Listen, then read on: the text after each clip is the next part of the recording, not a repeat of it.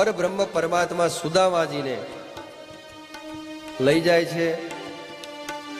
એટલું જ નહીં, પરંતુ ભગવાન કૃષ્ણ જે સિંહાસન ઉપર બેસતા હોય છે, એ સિંહાસન ઉપર કોઈની આજ્ઞા નથી કે ત્યાં બેસી શકે।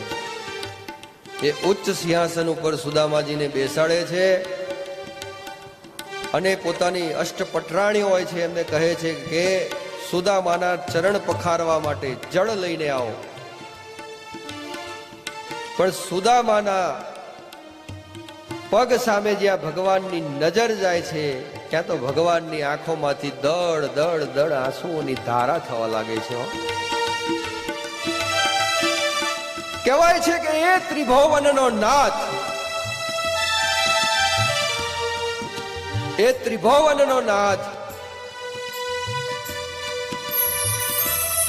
એની આંખમાંથી દળ દળ આંસુઓની ધારા થવા લાગે છે।